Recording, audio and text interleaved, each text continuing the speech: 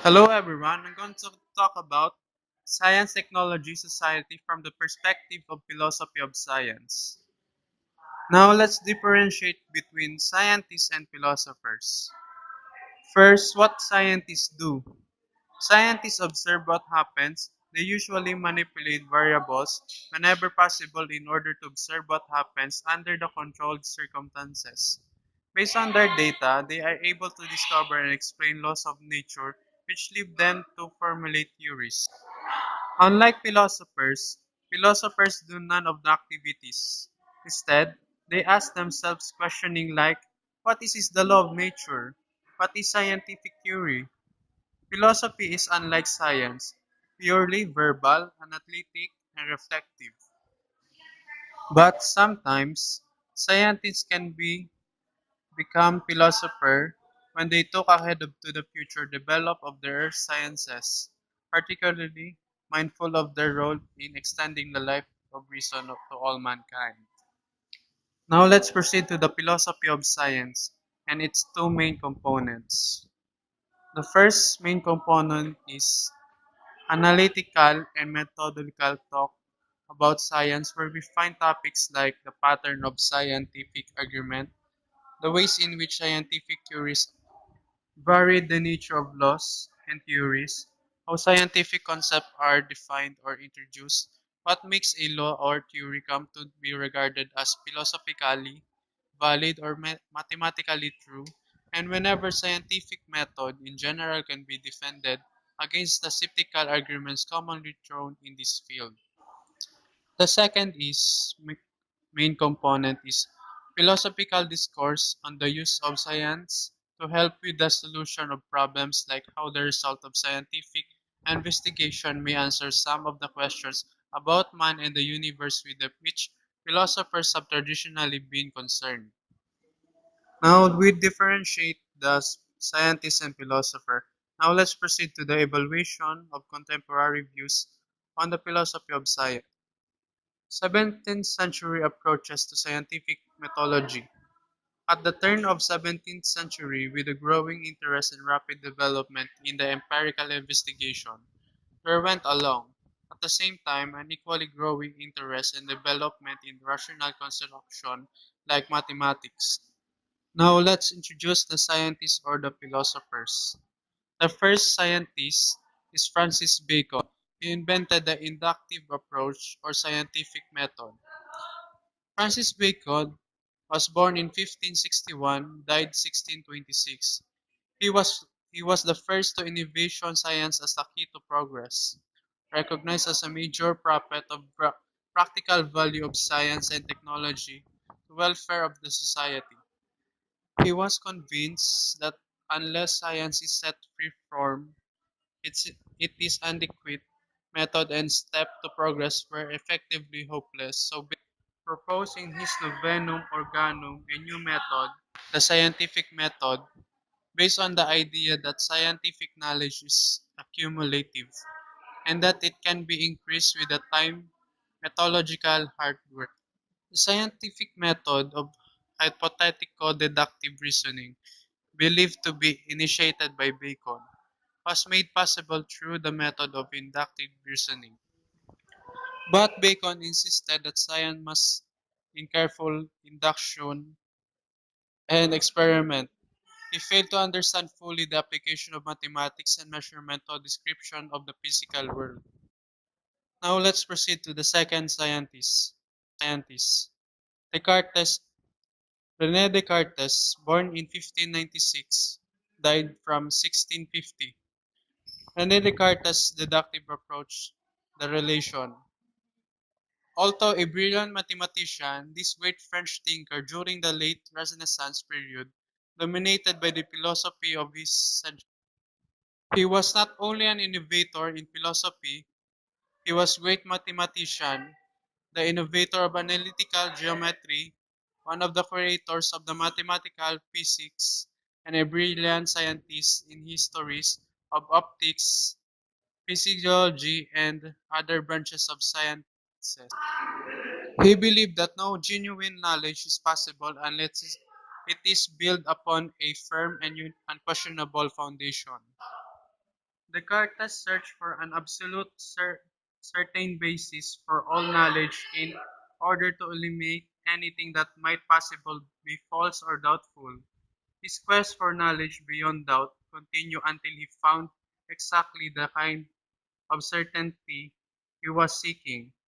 His certainty of existence was solely based on his famous statement, "I think, therefore I am," or in its Latin form cognito ergo sum. In its Latin form cognito ergo sum. Now let's proceed to Galileo's approach: experimental observation and mathematical measurement. Galileo was born 1564, died 1642.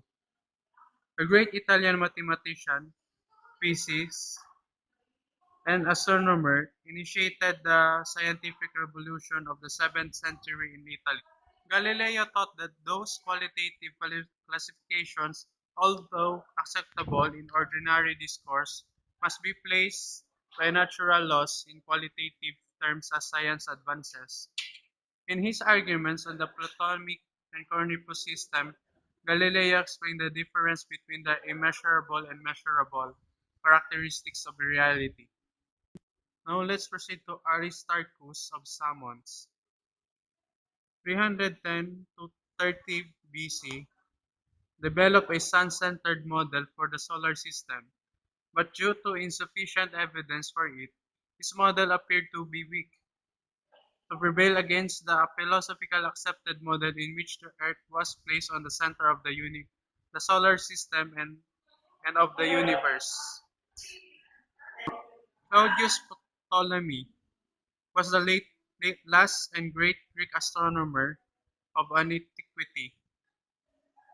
He compiled a series of 13 volumes on astronomy known as the Almagest, which contained not only his works, but also almost all the known astronomical achievements of early Greeks. Ptolemy's most important contribution was a geometrical representation of the solar system that predicted the motion of planets which considered accurately. To explain the observation motion of the heavens, we build on the philosophy principle of the uniform motion studied by the induction of an episode. Next is Nicholas Copernicus, whose mathematics, although he was trained in law and medicine, his greatest contribution to science was a critical re-examine of one existing cosmology theories which urged him to develop a new model of solar system out of his heliocentric hypothesis. In his De Revolutionibus Orbium Celestium, he discussed his system of planetary motion, publication of which was made following his instruction only after his death. The important point made by Copernicus in the revolution was philosophically exclusive at that time because he presented the Earth as one of the six planets revolving around the Sun. Next is Newton. Newton's approach hypothetic deductive scheme. Sir Isaac Newton, born in 1642, died 1726. He served as the keystone of the scientific revolution in 7th century. Newton was as a genius. He became one of the greatest scientists who ever lived. He made important discoveries in optics, the three laws of motions, and discovered the law of mutual gravitation. Newton's law of motion, of the motion, and gravity were astonishingly precise in describing the heavens that they made it possible for us to understand the orbital motion of the moon and the planets in our solar system. The last is Johannes Kepler, born in 1571, died 1630. The German astronomer and mathematician who discovered the three laws of planetary motion. Kepler was the first astronomer who openly believed that upheld the Copernican heliocentric theories. Kepler's law discovered that every planet follows an oval-shaped path or orbit allows the sun, which he called ellipse.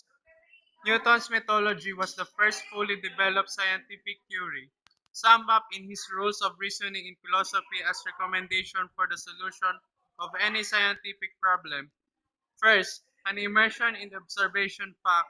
Second, accurate definition of universal categories for the description of the regular features of what is observed. Third, inductive generalization of simple universal laws expressing such regularities. Third, fourth, entertainment of explanatory hypotheses. Fifth, detailed comparison of the consequence of the hypothesis in favor of inductive generalization in cases of conflict. Six, axiomatic organization of hypotheses which survive the test. And lastly, demonstrate of the rest of the theory as the following form them. The 18th century: empiricism, skepticism, and Kantianism. Empiricism. When John Locke formulated his theory of knowledge and its metaphysics, which laid greater emphasis on experiment and less emphasis on a priori deduction, the English school of philosophy that was basically Newtonian started moving in a different direction. In Locke's An Essay Concerning Human Understanding, the powers of the human mind and the types and units of human knowledge were presented. Locke's method was to inquire first into the origin of ideas, then to us always when were derived. Essentially, this new way of ideas introduced by Locke begins not from a priori speculations about reality, but from the contents of the human mind. So this theory says that all knowledge is derived from sense experience. So, base sa research na nabasa ko, nakipagdiskusyonan sila kay Descartes at iba pang rationalist philosophers ukol sa kanyang theory of knowledge. Ayon sa kanya, lahat ng kaalaman natin ay dapat galing sa kung anong na-experience natin, sa mga karanasan natin, kumbaga.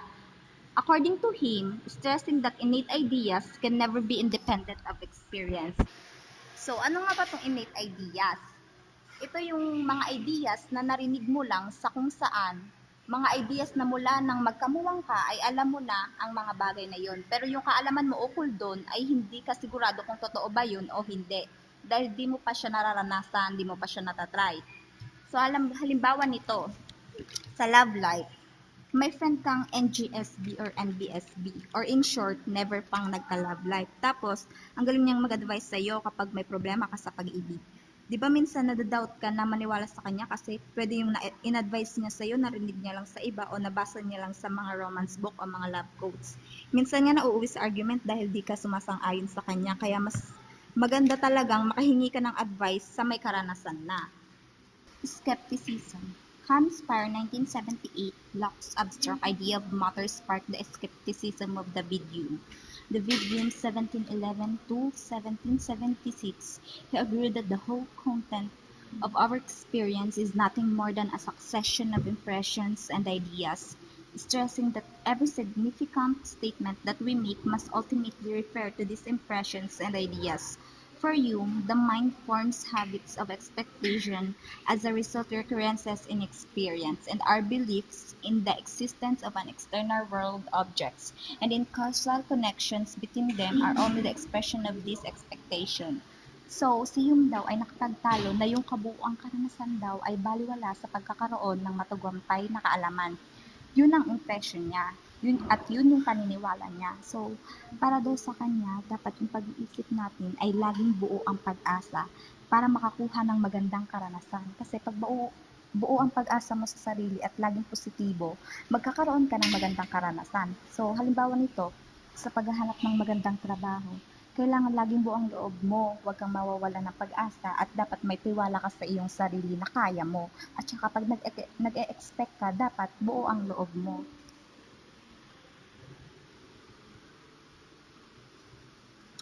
Kantianism. Immanuel Kant, 1724 to 1804. The Prussian, recognized as the foremost thinker of the Enlightenment and one of the great philosophers of all time, initially was so moved after reading Hume that he started digging for some new foundations for a priori reasoning and for philosophy itself. He thought that there are necessary principles, its experience, and its knowledge. So, in the Critique of Pure Reason, Kant shows how certain categories and forms of experience are necessarily presupposed in all our discourse, at the same time expose the limits of pure speculation by proving how these forms of experience and categories become empty and meaningless when considered apart from their applications to actual experience. So this jury says that rational beings have dignity and should be respected. According to these juries, the rightness or wrongness of actions that does not depend on their consequences but on whether they fulfill our duty. So, base sa research na nabasa ko, Kant believed that there was a supreme principle of morality.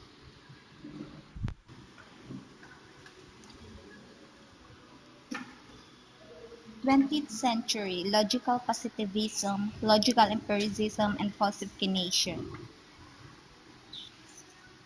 Logical positivism. Perhaps because scientists are usually seen busy collecting information about particular object, many people think that the data gathering is the scientist's major concern.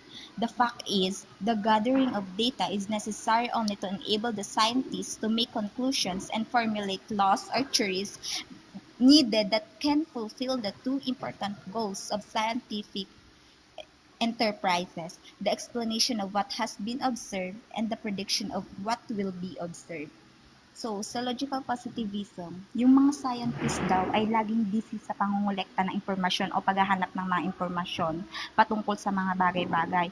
So, iniisip ng karamihan, ang mga ginagawa ng scientists ay para lang sa kapakanan para sa sarili nila. Pero ang totoo, ang paghahanap ng mga impormasyon ay kailangan ng mga scientists upang makabuo ng batas na kailangan matupad. Kasi ang mga scientists, mahilig sila mag-obserba. So, gusto nila na positive sila. Kasi pag gumawa ka ng isang bagay na hindi mo muna inobserbahan, maaaring magkamali ka. Kaya kailangan obserbahan mo muna ng mabuti para maiwasan ang pagkakamali. So, halimbawa nito, nagkamali yung mga scientist.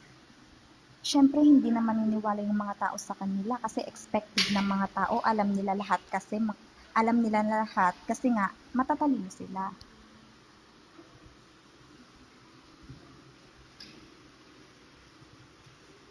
Falsificationism. Karl Popper (1902 to 1994) completed his account of the growth of scientific knowledge by explaining the empirical basis of the falsificatory operation and clarifying the formal character of the observation statements that were logically deducted from theories. For Popper, to formulate the most falsifiable hypothesis is the proper method of science. To make a proposition scientific, it must first falsified by experience and a hypothesis. It must first be falsified by experience, and hypothesis can only be empirically tested after it has been advanced. Popper stressed that falsification of existing theory is the key to scientific progress. So, si Popper, siya yung nakanotice ng pandaraya ng mga dokumento at iba pa. May kaalaman siyang ipaliwanag kung nadaraya ito o manloloko ang isang tao. So, para dun sa kanya, ang pinakamagandang gawin sa mga manloloko ay daanin sa tamang proseso. Kailangan kailangan daw niya muna i-test kung paano mare-resolve ang panloloko at paano ito malalaman na ito ay peke. So halimbawa, nag-apply ako ng trabaho sa isang kumpanya. Ngayon, meron age limit na naaangkop sa regulasyon ng kumpanya. So para makapasok ako sa trabaho, dinaya ko ang age ko, gumamit ako ng ibang birth certificate na tugma sa age required. Yun.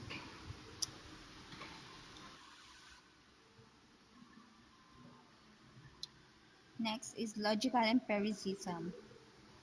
Logical positivism, as described by Abimbola, has arisen as a contemporary philosophy of science in the positivist tradition and observed strict empiricism. He was convinced that logical empiricism, being a moderate version of logical positivism, incorporated a number of different philosophical points of view which nevertheless shared common interest and concern with the former. So, ito yung mga totoong kasabihan na dapat pinapahalagahan at di dapat binabalewala. Next, the new philosophy of science. The knowledge, beliefs, and theories we already hold determine to a great extent what we perceive, hence observations and theory-laden. So, yung mga kaalaman at paniniwala ay dapat iniingatan. B.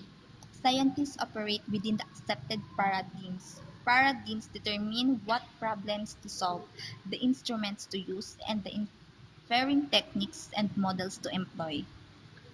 So, yung mga scientists daw ay gumagawa base sa paradigms pattern, para malaman kung anong problema ang dapat solusyonan. Gumagamit din sila ng instrumento at techniques para maresolba ang problema. C. Formal logic is rejected as the primary tool for the analysis of science and replaced by reliance on the detailed study of the history of science. The ultimate decision on scientific question rests with the scientific community. So, hindi na daw sila gumagamit ng tools. Yung mga scientists, nireject na yung primary tools. Binago na nila yun ngayon. Ngayon, pinag-aaralan na nila yung patungkol sa science.